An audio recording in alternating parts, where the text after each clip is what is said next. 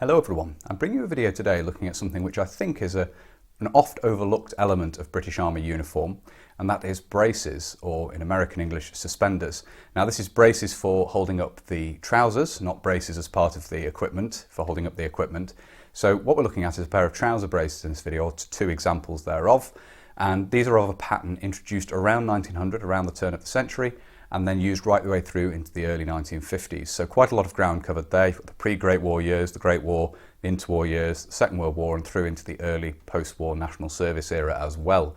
So hopefully it'll be interesting looking at these. It won't be a particularly long video because obviously there's not a huge amount of detail to talk about here, but we're going to have a look at a pair of these, a couple of pairs of these, and hopefully it will be interesting and informative. So without further ado, we'll have a look at these two pairs of braces now.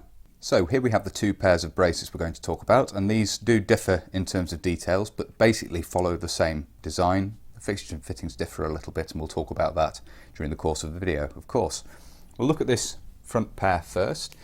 These have, as you can see, the leather tabs have rivets to hold these in place in this instance. You can see the way this buckle operates is a friction buckle, so you push the cotton strap of the brace through there and it just locks in place. As you can see there, there's a rotating grip in the centre of the buckle there, and that's how you adjust this in. See at the back here, you have a system whereby the braces actually sort of equalise over the shoulders. So when you pull on here, it pulls in the other brace like that, and you can see how the cotton strap of the brace is sort of looped through to create that effect, so that they sort of adjust on the shoulders so they sit evenly. And you can see you've got that metal fitting at the back there with the two loops, which allows that to take place.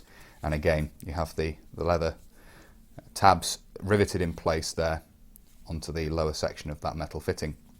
This particular pair are dated 1940, and you can see we have a nice clear stamp here, or fairly clear stamp. And this appears to be FSA and B limited at the top there, and then size 24, as you can see there. And we have the government arrow there. So a nice clear stamp, and this is often where you'll find the stamp on these, is just towards the back section of metalwork there and the leather tabs, just on the lower section of the brace there, where it would be coming down the back like that to meet the trousers and support the trousers. The stamp is essentially upside down on that section, if you will. So that's a look at these. One other detail with these is you'll notice the leather tabs at the front are of different sizes, and this is, of course, you need a greater reach on this one to get out to the button, which is going more around towards the hip at the front there. So that's just an interesting detail of these. You don't see that on all pairs of braces, and the second pair we're going to look at here doesn't have that feature. These are in particularly nice condition, a little bit of staining, but in very nice condition. The other pair we're going to look at here are a lot more heavily worn, and these show some different details as well. First of all, compare the stamp, and you can see that here, the remnants of it. Unfortunately not clear, but you can still see the government arrow there.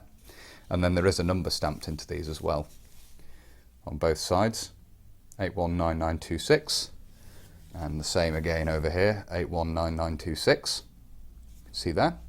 They have a similar system at the back for allowing these to sort of equalise over the shoulders and support the trousers evenly. You can see that there, and that just runs through the same loop here. You don't have two loops on this section of metalwork at the back, so that's a slight detail difference.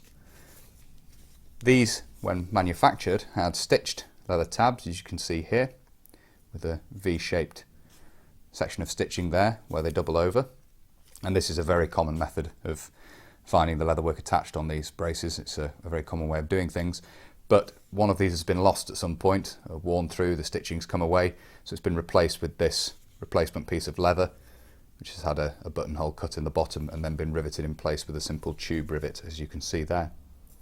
So repaired at some point in their life, and then this repaired piece has seen quite a bit of use as well. So they've seen quite a bit of use subsequent to having been repaired. At the front here, the major difference is the way these buckles operate, and again you can see the stitched leather tabs. These are actually pretty much of equal length in this instance, rather than having one longer than the other, as we saw on the previous pair. And these are tooth cam buckle basically, so little bit stiff. See if I can flip this up here. One of them might be a little easier than the other. Don't tend to use these because when I do use them, which is sparingly because they are originals, I tend to have them full length. So there we go, it's just a bit stiff. But you can see there it's a toothed buckle, and that rust I have treated in the past with a little bit of oil, trying not to get it on the cloth itself, but that seems to be coming in again, so I'll have to do something more with that to try and stop it from getting worse. But you can see where they've been used on the braces in the past and where the rust has stained the braces, unfortunately. But with age, that does happen. And you can see that the tail end of this, as it's adjusted in, just hangs down the back there in this instance, as you can see there. So similar, but obviously a manufacturing variation and a permitted variation in the pattern for manufacture of these, using stitching or rivets to attach to leather tabs, different metalwork and so forth. And these would be seen on commercially available braces as well, I'm sure, the different patterns of buckles and so forth. It would be what the companies had in stock to manufacture these, and it would be within approved patterns to use this different metalwork on these braces. And one final thing to note with these, of course, is there is no elasticity to this at all. It's just cotton tape. Slightly different weave in this instance, as you can see, but just cotton tape. There's no stretch to this at all.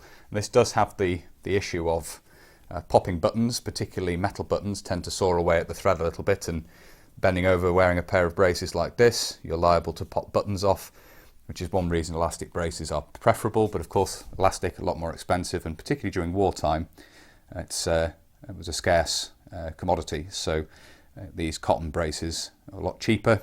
And for military procurement, of course, that's often a prime concern.